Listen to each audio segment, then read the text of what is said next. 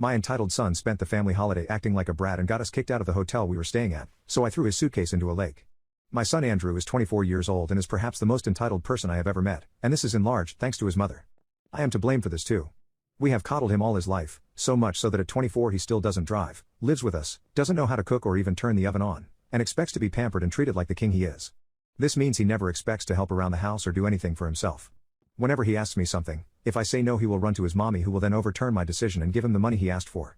He is a very materialistic person, decked out in designer clothes, new MacBooks and phones, headphones, his nails and makeup are always done, hair is always groomed exactly like he wants it, things like that. His entitlement first started getting out of hand when he entered middle school, where he would often bully kids who were less well off. I tried to reprimand him for this, but his mother stuck up for him. This pattern of behavior continued, with his mother turning a blind eye to anything that he does.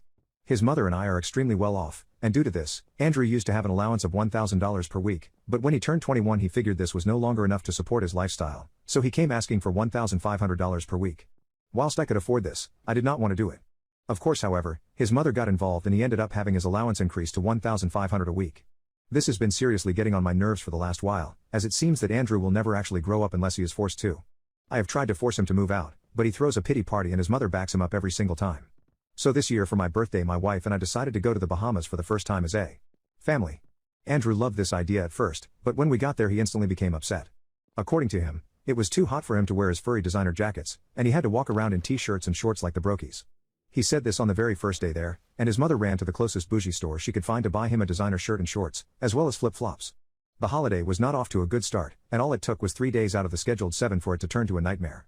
A list of the things Andrew did within the first 3 days includes flipping out and causing a scene at a restaurant when the waiter brought out the wrong food, complaining extensively about the fact there was no good things to do, sleeping in until 3 p.m. every day and then getting mad at us for doing something without him. His mother apologized to him for that. Being very rude to hotel staff about not carrying his bags quickly enough. During brunch on day 3, my birthday, he also decided he would rather stay in the hotel room than go to some lousy seafood place for dinner. This hurt me a lot as I really wanted to have a birthday dinner with him and my wife, but his choice I guess, I wasn't gonna drag him out and let him ruin the dinner. Well, in hindsight I definitely should have dragged him out because his actions when alone in the room cost us the entire holiday. My wife and I got ready to go out, and we left him some money to order some food and told him we'd be back in a few hours.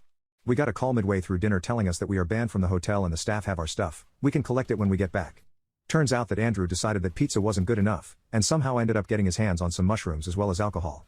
Andrew doesn't do substances, so this was the first thing that caught me off guard. I guess he ended up taking too high of a dose or something because apparently he went kinda crazy.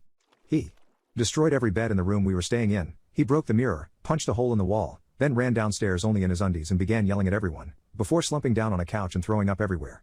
He proceeded to pass out, and the medics had to be called. We were told by the hotel staff we should consider ourselves lucky that no charges have been pressed against Andrew. We ended up collecting our stuff and checking into a motel that night.